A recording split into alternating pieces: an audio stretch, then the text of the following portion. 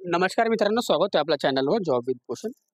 तुमच्यासाठी एक चांगली जॉब ऑपॉर्च्युनिटी घेऊन आलो मित्रांनो. जी वॅकन्सी असणार आहे वाशिम न्यायालयाकरता ते वॅकन्सी जाहीर झालेली आहे मित्रांनो. तर कशा पद्धतीने ही वॅकन्सी भरली जाणार आहे, संपूर्ण माहिती तुम्हाला देणार आहे. किती पदं असणार आहे, सॅलरी किती असणार आहे, त्याचा जी आर आलेला आहे मित्रांनो. तर जी आर आल्यानंतर याची लगेच नोटिफिकेशन पण येणार आहे लवकरात लवकर.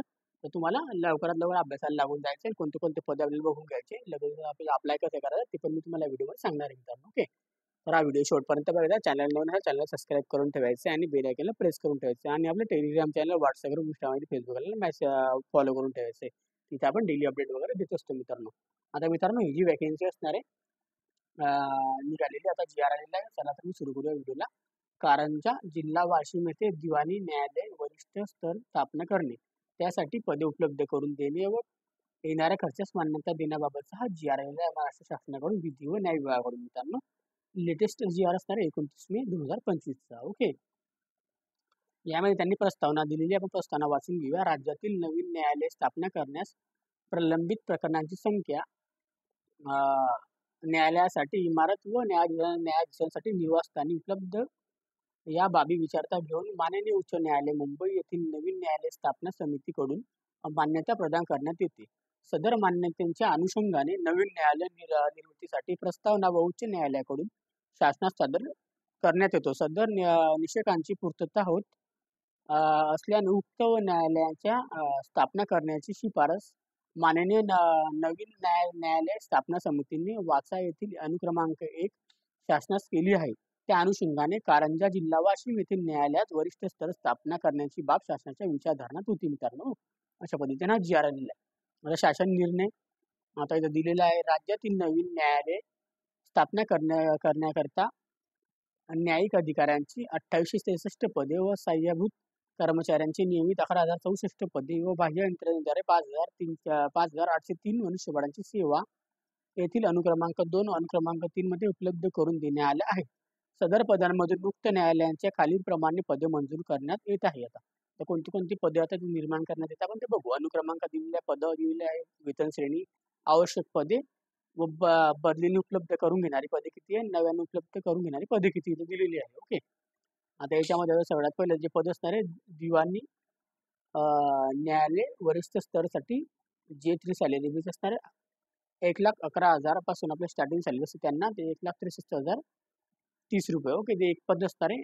ओके, एक पद इथं निर्माण करण्यात येते. ओके, 2 नंबरला अधीक्षकसाठी इथं पद असणार आहे. त्याच्यामध्ये 16 सॅलरी बेस आहे. 44,900 पासून 1,42,400 याच्यामध्ये एक पद असणार आहे मित्रांनो. ओके, सहाय्यक अधीक्षकसाठी मित्रांनो इथं S15 सॅलरी बेस 41,800 पासून 1,32,300 सॅलरी असते. याच्यामध्ये 2 पदे असणार आहे मित्रांनो.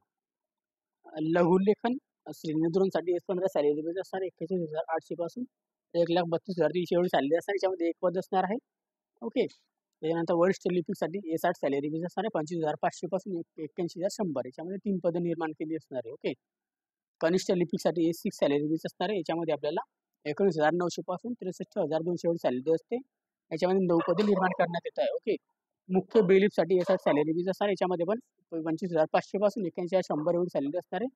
याच्यामध्ये एकही पद नसणार आहे. याच्या बदलीने आपल्याला पद घेण्यात येणार आहे. ओके, बेलिफ करता मित्रांनो एक सॅलरी बेस असणार आहे. याच्यामध्ये आपल्याला 19,900 पासून 63,200 एवढी सॅलरी असते. 5 पदे असणार आहे टोटल. बदलीने 2 पदे घेण्यात येणार आहे, नवीन पदे 3 घेण्यात येणार आहे. ओके, अशा पद्धतीने सांगण्यात आलेले आहे. त्याच्यानंतर आपल्याला याच्यामध्ये शिपाईसाठी बाह्य यंत्रणेद्वारे घेण्यात येईल. आपल्या कटांत्री पदावर असणारे जे 3 पदे असणार आहे.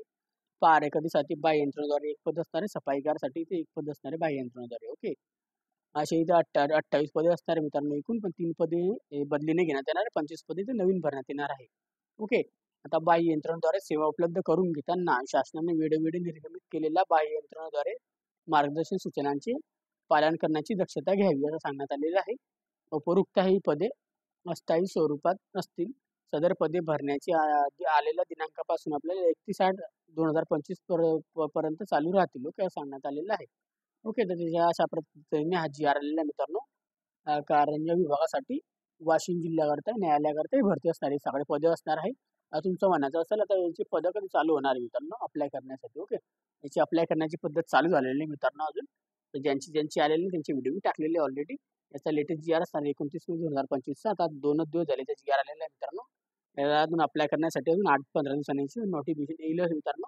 आपल्याला तयारीला लागून जायचे, त्या अभ्यासाला आपल्याला लागून जायचे परमनंट पदांसाठी आणि त्यांना बाह्य यंत्रणेद्वारे भरायचे, तर बाह्य यंत्रणेद्वारे पण भरू शकता मित्रांनो. ओके. तर थोडी वाट पाहावी लागेल. त्यासाठी तुम्हाला टेलिग्राम चॅनल, WhatsApp, Instagram आणि Facebookवरील अपडेटेड राहायचं मित्रांनो. फॉलो करून ठेवायचं. तिथे अपडेट आली की लगेच तिथे सेंड करून देतो मित्रांनो. ओके. तर फॉलो करून ठेवा. त्या व्यतिरिक्त तुम्ही चॅनलवर नवीन असाल, चॅनलला सबस्क्राईब करून ठेवायचं, बेल आयकॉनला प्रेस करून ठेवायचं. जास्तीत जास्त मित्रांपर्यंत शेअर करायचं या व्हिडिओला आणि आपलं Telegram channel, WhatsApp group, Insta आणि Facebookला फॉलो करून ठेवायचं आहे. आणि कमेंट्समध्ये कमेंट्स करा. व्हिडिओ आवडला असेल तर लाईक करा. जास्तीत जास्त मित्रांपर्यंत शेअर करा. चॅनल पहिल्यांदा सबस्क्राईब करा. बेल आयकॉनला प्रेस करा. असे अपडेटेड व्हिडिओ बघण्यासाठी व्हिडिओ बनवा नेक्स्ट व्हिडिओमध्ये. तोपर्यंत जय हिंद, जय महाराष्ट्र मित्रांनो. Thank you.